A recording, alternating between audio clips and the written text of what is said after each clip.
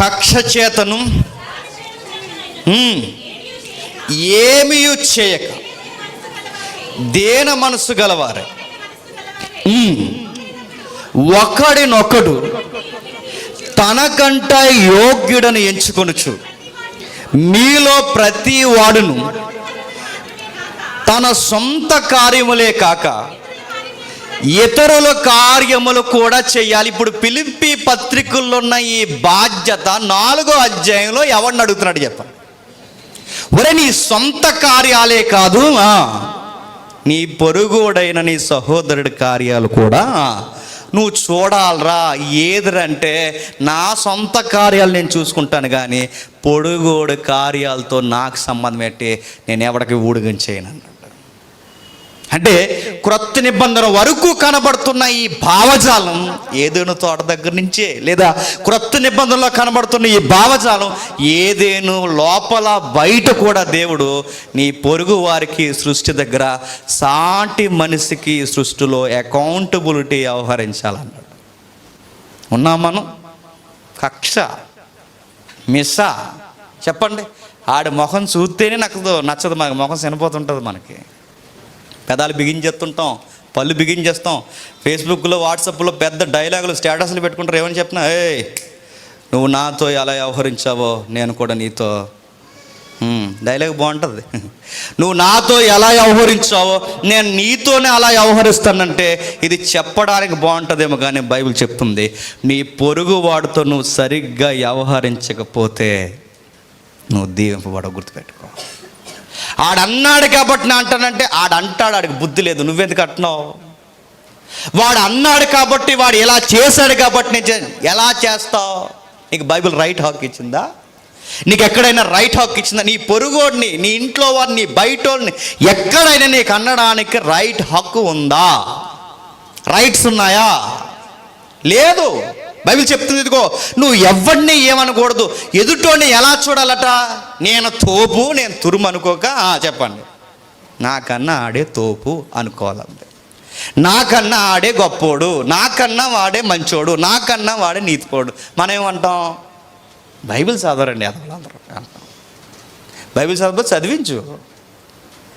ఎవరో ప్రార్థన చేయడండి, భక్తి లేదండి, మూర్ఖులండి, విశ్వాసం లేని వాళ్ళండి అని అనుకో. అవన్నీ నేర్పించాల్సింది ఎవరు చెప్పు? నువ్వే. నీ ఈదులో మర్డర్ జరిగితే, నీ ఈదులో ఏదన్నా పాడు పని జరిగితే, నీ ఈదులో ఏదన్నా నేరం జరిగితే దేవుడు నేరస్తుల దగ్గరికి వెళ్ళి నేరం ఎందుకు చేసేవారని ముందు ఆడిని అడగడు. చెప్పండి. ఆ ఈదులో ఎవడ క్రైస్తవుడు ఉన్నాడు దగ్గరికి వెళ్ళి ఆ నేరం జరుగుతుంటే వాడిని మార్చకుండా ఎందుకున్నావని నేను అడుగుతాడు. గుర్తుపెట్టుకో. నీ పొరుగు వాడితో ఎలా ఉండాలో అడుగుతున్నాడు. లోకం అంటుంది, లోకం ఏమంటే చెప్పినా పెద్దలు చెప్తారు కదా, లోకం ఏమంటుంది అంటే, ఒరే ముందు నువ్వు సెటిల్ అవరా, తర్వాత ఇతరులకు చేయద్దు. కానీ బైబిల్ ఏముంది చెప్పినా, నువ్వొక్కడవే సెటిల్ అవ్వకరా. చెప్పు, నీ చుట్టూ ఉన్నవారిని కూడా సెటిల్ చేయరా.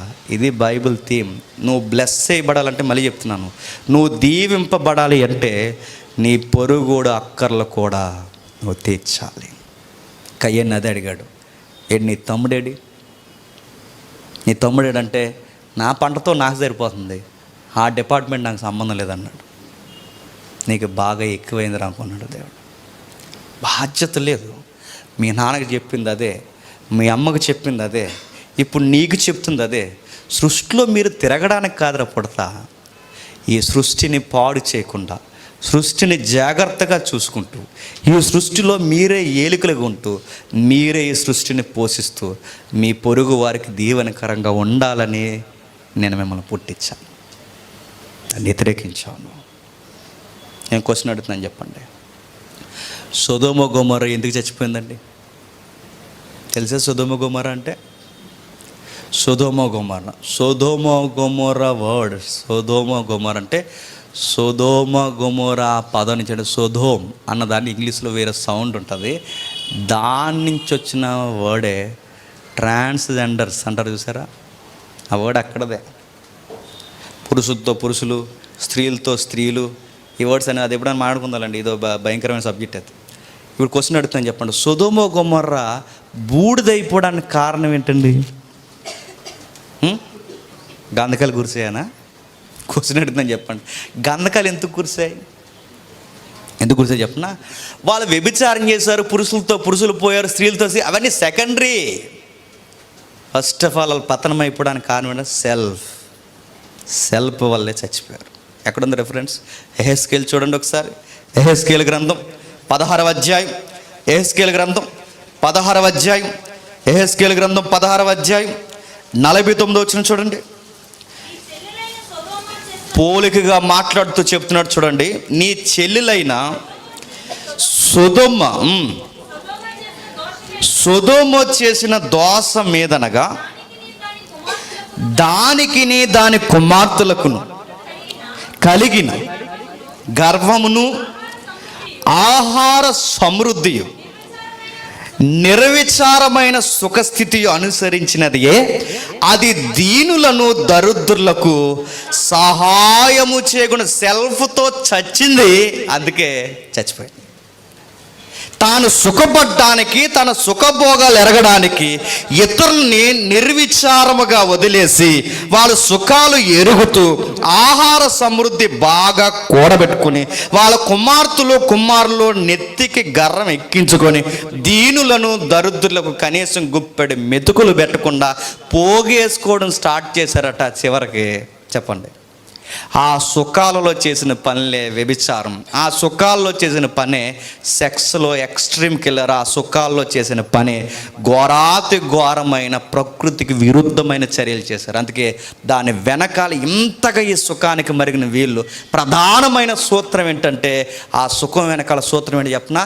నేను సుఖపడాలి, నేను బాగుండాలి, నేను మాత్రమే బాగుండాలనుకుని ఎవడైనా చెప్తున్నాను లైఫ్లో బాగుపడ్డండి. మరి వాళ్ళందరూ డబ్బున్న వాళ్ళందరూ వాళ్ళ కాలేజ్ సెల్ఫ్తో డబ్బులు సంపాదించారు అంటే ఇంటికి వెళ్ళి చూడు ఎన్ని రోగాలు ఉంటాయి వాళ్ళ ఇంట్లో.